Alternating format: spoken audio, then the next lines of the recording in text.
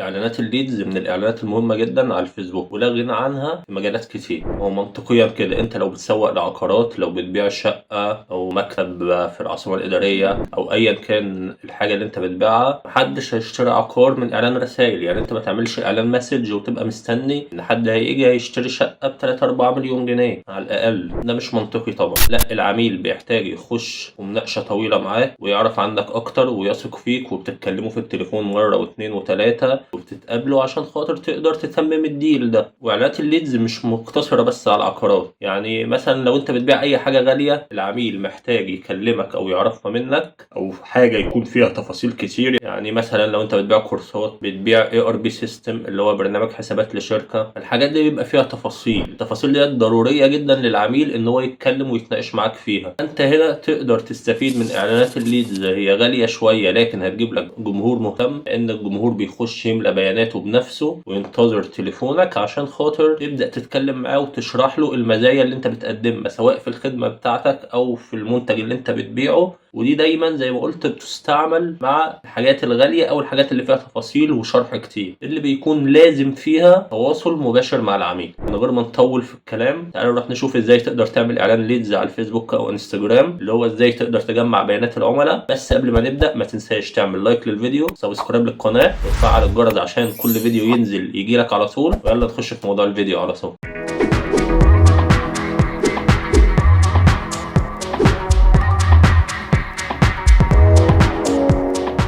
الفيديو ده هنتكلم عن ازاي تعمل اعلان ليدز على الفيسبوك. مهم جدا تشوف الفيديوهات اللي فاتت عشان تعرف تمشي بالتسلسل معانا في الحاجات اللي احنا بنتكلم فيها او بنشرحها. يعني لو انت لسه بتبدا هتلاقينا عاملين فيديو ازاي تبدا تعمل اكونت بيزنس على الفيسبوك، وليه مهم جدا ان انت تعمل اكونت بيزنس. وهتلاقينا اتكلمنا كمان في فيديو مفصل عن كل اهداف الحملات التسويقيه في الفيسبوك، وكل حمله بتحتاجها امتى وبتشتغل عليها ازاي. وعملنا مع بعض اعلان رسائل بالكامل، وهيبقى فيه شرح كتير عشان ما نتطرقش في كل اعلان نعمله الجزئيات ديت. في اعلان الرسائل اللي موجود على الفيسبوك في شرح كتير مهم جدا ان انت تتفرج عليه، وفي فيديو مهم جدا ان انت تتفرج عليه اللي هو بتكلم فيه عن بعض الطرق اللي بتنقل اعلانك لحته تانيه خالص. بعض الحاجات في الادز مانجر انت لو فاهمها فعلا هتقدر تستفيد من الداشبورد كويس ومن الامكانيات اللي موجوده في الادز مانجر كويس والاكونت بيزنس عموما، وتقدر تنقل اعلاناتك بيهم لحته تانية خالص. النهارده انا جاي اتكلم عن ازاي تقدر تجمع بيانات العملاء على الفيسبوك. يلا بينا نروح للادز مانجر ونشوف على طول نقدر نعمل كده ازاي.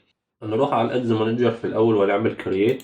دي طبعا كل الاوبجكتيفز اللي موجوده على الفيسبوك اتكلمنا عليها في فيديو مفصل بشرح كل هدف من دول بيعمل ايه بالظبط. النهارده احنا جايين نتكلم على الليدز. ايه الليدز ديت اللي هو ازاي تقدر تجمع بيانات عملاء للبيزنس بتاعك او البراند بتاعك. طيب انا ازاي بجمعهم دول؟ انا بجمعهم دول عن طريق انستنت فورمز. يعني فيسبوك بيديك انستنت فورمز تقدر تعمله على الفيسبوك، وهنشوف هنعمله دلوقتي ازاي. تقدر تجمع من خلاله بيانات العملاء، العميل يخش يكتب رقمه وايميله والبيانات اللي انت بتطلبها منه. تقدر انت تملى البيانات اللي انت عاوزها، بس على قد ما نقدر نخلي البيانات قصيره عشان العميل ما يملش. وكمان تقدر تجمعها من الماسنجر والانستجرام، وتقدر تجمعها عن طريق الويب سايت، وتقدر تجمعها عن طريق المكالمات المباشره مع العميل. فخلينا نروح كونتينيو وبعد كده نروح على المانوال ليدز كامبين. هو بيفتح لك الاول هنا اول صفحه هنا اللي احنا محتاجينه دلوقتي ان احنا نسمي الكامبين. زي ما قلت لكم انك تسمي الكامبين ضروري جدا. لازم الادز مانجر بتاعك يبقى منظم عشان لو حبيت ترجع لكامبين في اي وقت، حابب تعمل ريتارجت، حابب توصل حمله معينه، عملت فيها حاجه معينه عايز توصل لها، ايا كان يعني الحاجه اللي انت عاوز توصل للحمله بتاعتك عشانها لازم تبقى منظمه ومرتبه عشان خاطر تقدر توصل للحمله الاعلانيه بتاعتك في اي وقت. تمام. هنسمي الكامبين طبعا يعني ايا كان بقى البيزنس اللي احنا شغالين عليه، هنكتب اسم الكامبين هنا وندوس نيكست. بعد كده الادسيت ممكن برضه زي ما اتعلمنا قبل كده احنا ممكن نسميه بالمواصفات بتاعه الادسيت. يعني انا مستهدف مين، المنطقه، السن، كده نعمل له مختصرات كده جنب بعض بحيث ان انا اشوف الادسيت من بره ابقى عارف هو بيتكلم عن ايه بالظبط الادسيت ده. هنا بيقول لك الكونفرجن او كونفرجن لوكيشن، اللي هو انت حابب تجمع العملاء فين. يعني انت ممكن تجمع العملاء على الويب سايت لو عندك ويب سايت وعامل صفحه تقدر تجمع من خلالها العملاء، لو انستنت فورمز وده اللي احنا هنتكلم عليه النهارده، او الماسنجر او الانستجرام او الكول ده او ابلكيشن ده كله احنا قلنا عليه. بس احنا هناخد مثال النهارده الانستنت فورمز عشان اوريك تقدر تعمله ازاي على الفيسبوك. دلوقتي بيقول لك الفيسبوك بيج بتاعتك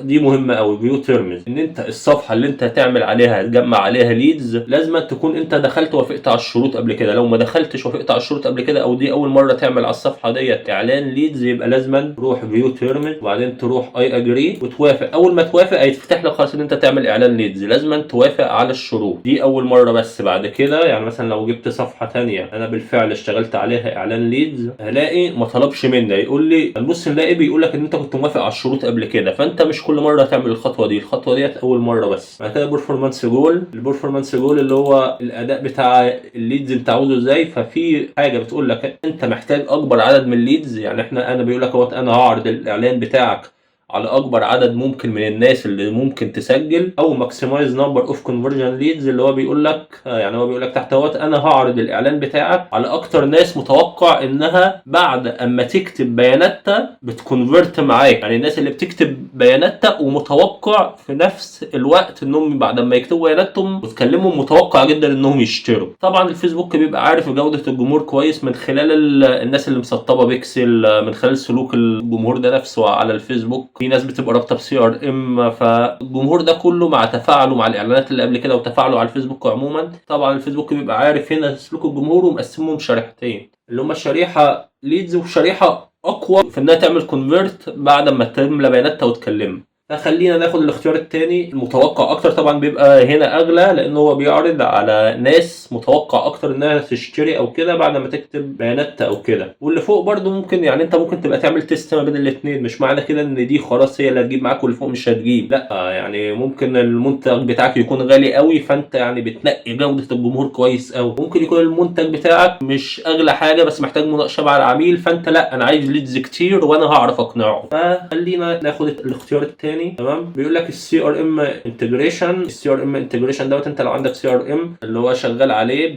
بتسجل عليه البيانات العملاء بتاعتك او كده، الفيسبوك مديك طريقه انك تعمل انتجريشن ما بين السي ار ام اللي انت شغال عليه والليدز اللي بتجيلك، بحيث انهم يسمعوا في السي ار ام على طول. السي ار ام ده اللي ما يعرفش يعني ايه سي ار ام، اللي هو كاستمر ريليشن شيب مانجمنت، اللي هو اختصار اداره علاقات العملاء. انت لو عندك سي ار ام ممكن تربطه، ما عندكش سي ار ام او مش شغال على بلاتفورم سي ار ام معين، فخلاص هو كده كده الفيسبوك بيدي لك العملاء بارقام تليفوناتهم بالبيانات اللي سجلوها، برده في الداشبورد هتلاقيهم عندك. نخش على الجزء بتاع البادجت. طبعا زي ما احنا قلنا اعلانات الليدز على فيسبوك انستجرام او اي منصه بتكون غاليه، يعني احنا ممكن نحط $20 او ما يوازي $20، يعني ممكن نحط 1000 جنيه في اليوم ممكن يكون مناسب. هنا بقى بيقول لك الستارت ديت، انت عاوز تحط تاريخ بدايه الحمله، تمام نحط تاريخ بدايه الحمله وليكن دلوقتي التاريخ على طول هنشتغل على الحمله على طول. وبيقول لك الاند ديت، انا دايما ما بحبش احط تاريخ انتهاء الحمله عشان خاطر لو الحمله شغاله كويس اسيبها شغاله، مش شرط ان انا ابقى احط نفسي في زنقه ان انا محتاج اخش اعدل على الحمله وخايف بعد ما اعدل على الحمله طب هل الاداء هيفضل زي ما هو ولا لا، والقصه دي كلها اللي احنا كلنا بنقلق منها. فايه خلينا نسيبها واما نحتاج نقفل الحمله هنقفلها يدوي. لكن لو انت عايز تحط تاريخ انتهاء برضو الامر يرجع لك، بتتك هنا وتحط تاريخ انتهاء، بس انا ما بحبش احط تاريخ انتهاء للحمله. تمام، لو انت عايز تشغل الحمله يعني هنا بيقول لك run ads all the time، ولا انت عايز تحدد مواعيد معينه للحمله بس هتلاقيها مقفوله عندك. ليه؟ لان احنا شغالين على الديلي بادجت. الديلي بادجت ديت اللي هو انت ممكن تقول له كل يوم اصرف لي 1000 جنيه، او مثلا اصرف لي في اللايف تايم بادجت بتاعتي مثلا 7000 جنيه في اللايف بادجت بتاعتي. بس في اللايف بادجت انت لازم تحط تاريخ بدايه للحمله وتاريخ نهايه للحمله عشان خاطر يقدر يوزع لك الميزانيه على ايام الحمله دي. بس انا عن نفسي برضو بفضل اشتغل ديلي بادجت عشان خاطر يفضل الاعلان طول ما هو شغال كويس اسيبه شغال. وفي برضو احيانا ممكن تقدر تشتغل لايف تايم بادجت، انا مش بقول انها وحشه او ما بنصحش بيها، بس دي برضو بترجع للاستراتيجي اللي انت شغال عليها او الاعلان انت عاوز منه ايه. خلي الحته دي سواء ديلي بادجت او لايف تايم بادجت دي بتبقى راجعه انت عايز ايه من الحمله. احنا لو عملنا لايف تايم بادجت وحددنا ميعاد انتهاء الحمله، هنا بقى تقدر تعمل ايه؟ تقدر تختار الاوقات اللي انت حابب يشتغل فيها الحمله، يعني الاوقات اللي انت حابب يشتغل فيها الحمله هو مقسم لك اليوم اهوت، وتقدر انت عايز حابب تشتغل اي يوم والساعه كام بالظبط، وتقدر تحدد الاوقات اللي انت عاوزها الحمله تشتغل فيها من هنا. دي انت هتحتاج تعملها لو انت حابب تشتغل الحمله في اوقات معينه، لكن انا زي ما بقول لك حاول على قد ما تقدر تشتغل الحمله بتاعتك طول الوقت. والفيسبوك هو بقى ذكي كفايه والخوارزميات بتاعته بقت ذكيه كفايه ان هي تبدا تروح للجمهور في الوقت اللي الجمهور بتاعك موجود فيه على المنصه. المنصه. تمام. هنرجع هنا اهوت الديلي بادجت، يعني احنا ماشيين دلوقتي احنا في النقطه بتاعه البادجت، قلنا الفرق بين الديلي بادجت واللايف تايم بادجت، وقلنا ازاي تقدر تجدول مواعيد للاعلان. تمام. والجدوله ما بتنفعش طبعا غير في اللايف تايم بادجت. بعد كده هنخش على النقطة التانية اللي هي الاودينس كنترولز، وهنا هنروح للاودينس. وزي ما قلنا في الاعلان اللي فات، الاودينس يعني داخل فيها دلوقتي الذكاء الاصطناعي شوية، اللي هو الادفانتج اودينس ديت بتبقى مفتوحة لو انت حابب تقفل او لسه عندك الشكل القديم. ما اعتقدش انت ممكن يكون لسه عندك الشكل القديم، بس لو لسه عندك الشكل القديم هنعمل الاودينس سواء على الادفانتج اودينس او سواء على الاوريجينال اودينس. خلينا نجرب في الاثنين. تمام.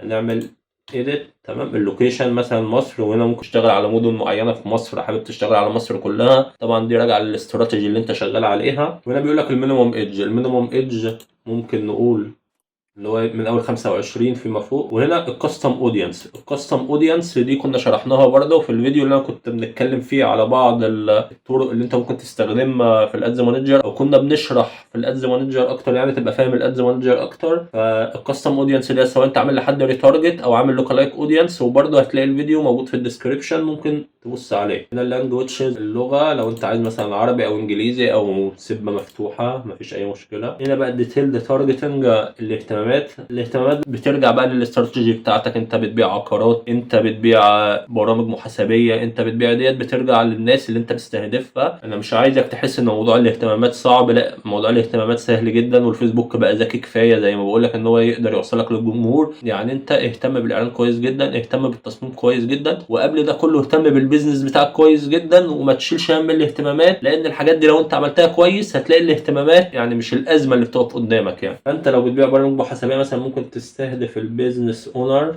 انت بتستهدف اصحاب البيزنس. تقدر تستهدف المحاسبين، ايا كان بقى الاهتمامات اللي انت هتبقى حاططها في الاستراتيجي بتاعتك.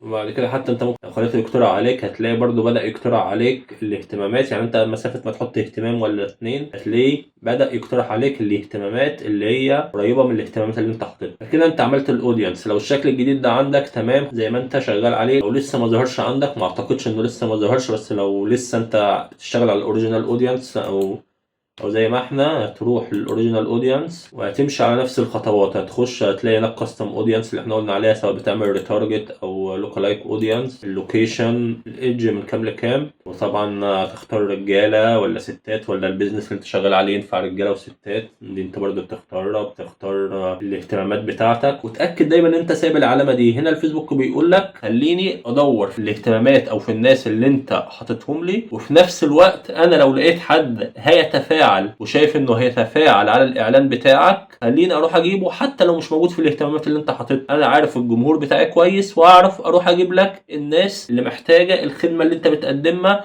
او هتتفاعل مع الاعلان اللي انت عامله. دي مهمه جدا ان انت تسيبها، لان زي ما قلنا الفيسبوك بقى ذكي كفايه انه يقدر يروح يجيب لك عملاء حتى لو انت مش حاطط اهتمامات خالص. كده احنا خلصنا الجمهور.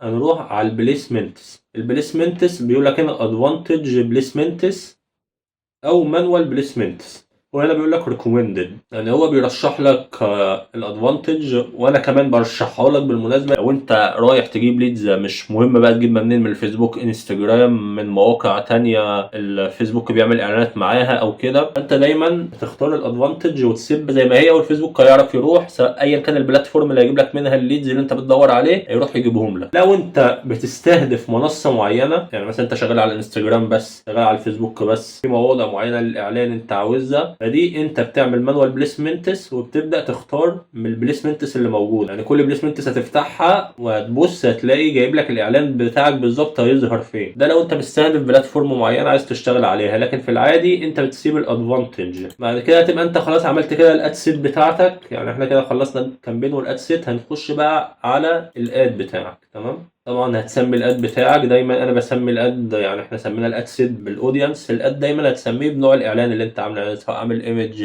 كاروسيل، فيديو، ايا كان هتسميه باسم او بنوع الاعلان اللي انت عامله.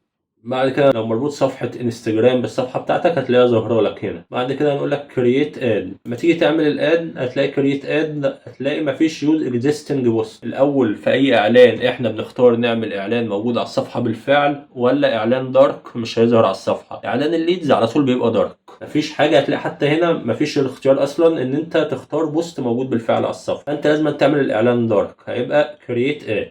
وبتختار سنجل ايمج ولا كاروسيل، يعني مثلا خليها في سنجل ايمج. المالتي ادفرتايزر ديت احنا قلنا نشيلها. المالتي ادفرتايزر ديت قلنا برضو قبل كده، المالتي ادفرتايزر ديت ان انت الفيسبوك بيحط اعلانك مع مجموعه من المعلنين، سواء بقى في نفس المجال بتاعك نفس النيتش بتاعك او مختلف، لكن هو بيحاول يوفر مساحات اعلانيه ويعرض اكتر اعلان مع بعض. فانا ما بحبش كده وما بعملش كده وما انصحكش تعمل كده. تمام. بعد كده اد ميديا. فرضنا ان احنا رحنا جبنا اي صورة من الاعلانات بتاعتنا، اي صورة بتكون انت مجهزها للاعلان، وليكن اخترنا الصورة دي. طبعا بنخلينا كله اوريجينال عشان ما يقصش الصورة ويبوظ الكلام او كده، فبنخليها اوريجينال. وطبعا انت لو معاك مقاسات مختلفة للصورة بترفعها. طبعا هنا بنسيب الاوبتمايزيشن مفتوح عشان خاطر هو يحسن على الصورة. مثلا لو بتظهر في موضع معين فيديو او كده ممكن يحركها، يخلي ده تخش على الفيديو بطريقة فيها حركة فيها مزيكا او كده، فديت احنا بنسيبها مفتوحة ما فيهاش مشكلة. ودان يعني حتى هنا هو بيقول لك هو حسن على الصورات. هو حسن على الصورة مش معنى كده انه بيلعب في الصورة، هو بس بيخليها متوافقة مع المواضع المعينة من الاعلان. زي ما قلت لك لو محتاج فيها انيميشن مثلا في فيديو او كده الصورة تخش بحركة او يعمل زوم على الصورة او كده، كلها حاجات بسيطة يعني. وزي ما قلت لك قبل كده انت لو عامل الصورة مقاسات مختلفة او الفيديو مقاسات مختلفة تقدر تعمل ايديت من هنا، تعمل تشينج وتغير مقاس الصورة بحيث ان الصورة تبقى كاملة بحجم الستوريز. ودي برضه احنا بنرشحها يعني انت تعمل ابلود وتختار الصورة اللي انت طبعا هتكون مجهزها وتختارها زي ما اخترت دي بالظبط وتعمل سيف. هتلاقي مقاسات الصورة في الريلز والستوريز والحاجات دي كلها اتغيرت وخدت مقاس الشاشة كاملة. هنا بيقول لك التكست اللي هو الكلام او الاد كوب اللي بيظهر فوق الصورة. هنا بيقول لك انت ممكن تكتب لي من 1 لحد 5 يعني مثلا. وهو طبعا بيبدأ يظهر لهم بالتناوب كده لحد ما يشوف الجمهور بيتفاعل مع ايه ويعرض ده اكتر حاجة للجمهور. فخليها التكست مثلا نظم شغلك مع ARB سيستم متكامل مخصص لفترة محدودة. ايا كان التكست اللي انت محضره، انا مش محضر حاجة دلوقتي، بس ايا كان التكست اللي انت محضره طبعا بتبقى محضره ومجهزه كويس. وبتبدأ مثلا تقول له حط لي تكست تاني، تبدأ تحط له تكست واثنين وثلاثة عشان خاطر ايه يبدأ يبدل ما بينهم ويختار ما بينهم. والهيدلاين مثلا تواصل معنا الآن، سجل واحصل على خصم لفترة محدودة. احنا هنا عملنا ايه؟ احنا هنا عملنا برضو اكتر من اوبشن. يعني هو هيدلاين واحد اللي هيظهر للعميل بس، مرة هيظهر تواصل معنا الآن، مرة هيظهر التكست التاني اللي انا كاتبه ده، وممكن تحط تالت وآت تحط رابع وتحط اكتر من هيدلاين ويبدأ يظهر للعميل اكتر من هيدلاين. والهيدلاين اللي يلاقيه العميل بيتفاعل معاه اكتر بيبدأ يظهره اكتر على العمر. تمام. وبتكتب الديسكريبشن بتاعك والكول تو اكشن ساين اب، وانت بتبقى محضر التكست والهيدلاين والديسكريبشن، اكتر من تكست واكتر من هيدلاين واكتر من ديسكريبشن، وتبدا تجمعهم في الاعلان بتاعك ويبدا يظهروا لك في الاعلان بتاعك. ونبدا نخش بقى للحاجه المهمه اللي هي الفورم اللي انت بتعمله. وطبعا انت لو عندك فورم قديم او هنا او انت مسيبه هيبقى مش سيب هنا، ولو بتعمل فورم جديد تعالى نعمل فورم جديد ونشوف هنعمله ازاي بالظبط. هنروح نضغط كرييت فورم، هنسمي الفورم بتاعنا ايا كان الاسم اللي انت بتسميه. تمام. وبعد كده هنبدا نخش على الانترو هيقول لك استخدم الصوره اللي في الاعلان كباك جراوند للفورم بتاعي ولا انت هتديني صوره ثانيه. هنا انت اول اختيار بتقول له يوز ذا ايمج فروم يور اد. هنا بيقول لك الباك جراوند ايمج يعني الصوره اللي هتبقى في الخلفيه ديت استخدمها من الاعلان اللي هي الصوره اللي موجوده في الاعلان ولا انت هتديني صوره ثانيه. اول اختيار بيعرض عليك بيقول لك يوز ذا ايمج فروم يور اد، اخد الصوره اللي في الاعلان. انت ممكن تسيبها كده وممكن تقول له لا والله انا هعمل لك ابلود لايمج ثانيه، فانت بتعمل له ابلود لايمج ثانيه من هنا بالظبط وبتنزل تبقى في الخلفيه هنا. ايا كان انت محضر صوره للتصميم بتاعه البلاتفورم او انت هتختار الصوره اللي في الاعلان.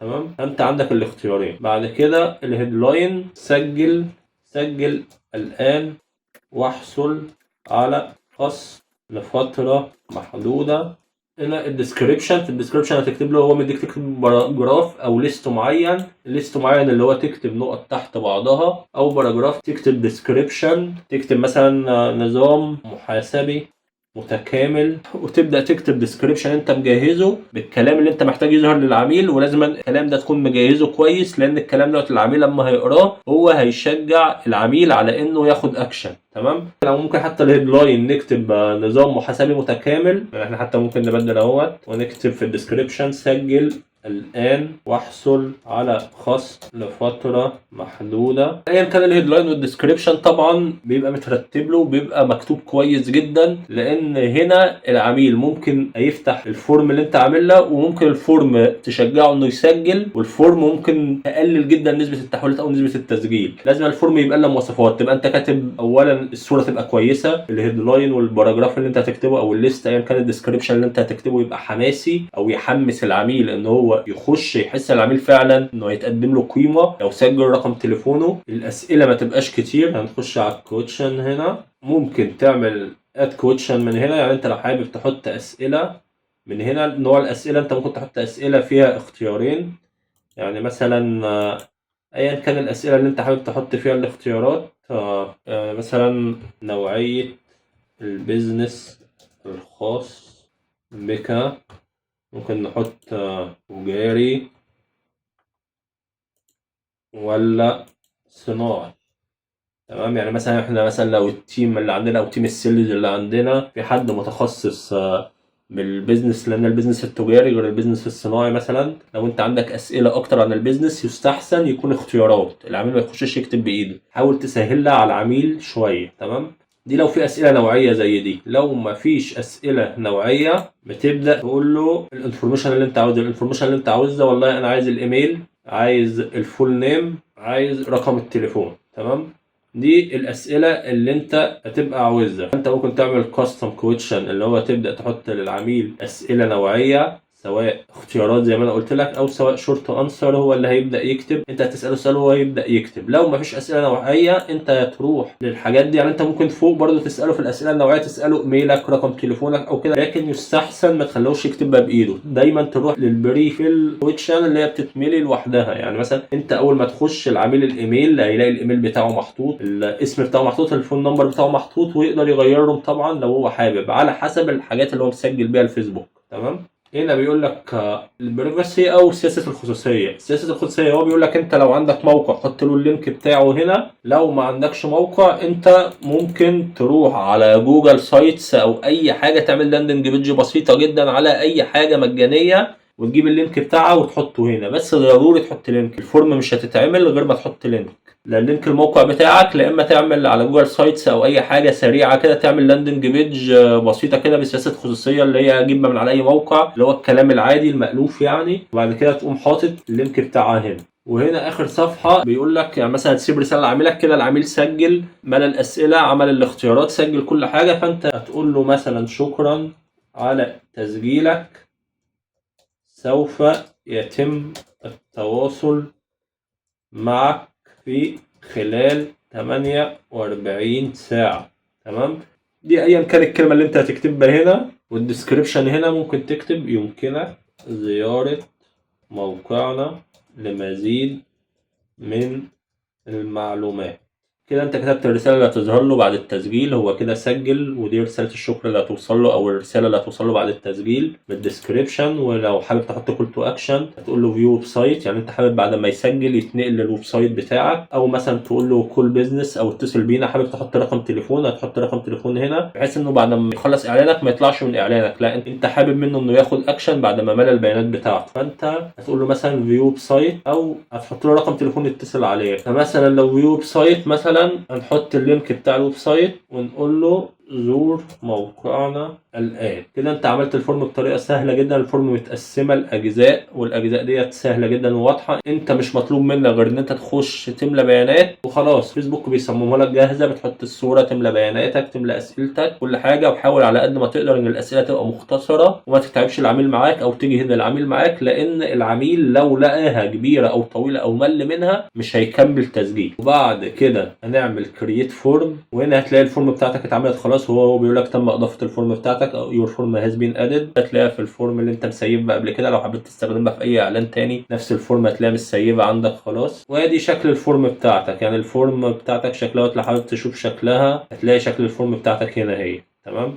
ادي اول صفحه، مثلا لو انت عايز تعرف نوعيه البيزنس بتاعه، السؤال اللي انت عملته اختياري، بعد كده الانفورميشن اللي العميل هيملاها عشان تتصل بيه او كده، وبعد كده البريفسي بوليسي او سياسه الخصوصيه، وبعد كده رسالة الشكر اللي هتجيله وهيقول له زور موقعنا الآن. وده بالظبط كده الأربع خطوات الصغيرين اللي هو هيعدي بيها في الفورم بتاعك. أول ما بتضغط ببلش بيبدأ الإعلان يتراجع وبيبدأ يشتغل الإعلان أول ما ينتهي من المراجعة. وبكده نكون عملنا إعلان ليدز على الفيسبوك وإنستجرام ميتا عموما يعني، وبيبدأ الناس تسجل أرقام أو كده، ويبدأ يجي لك في الفيسبوك الناس اللي سجلت أرقامها كليدز عشان تبدأ تاخد أرقام تليفوناتهم أو تخلي السيلز تيم ياخد أرقام تليفوناتهم ويبدأ يكلمهم. هيجي لك الأرقام فين أو هيجي لك بيانات الناس فين، وأنت بتتابع إعلانك هتروح على الريزلتس بتاع الإعلان أو نتائج الإعلان، وهتلاقي كل إعلان جاب ليدز مكتوب قدامه هو جاب ليدز قد إيه، وتقدر تنزل لهم مباشرة من هنا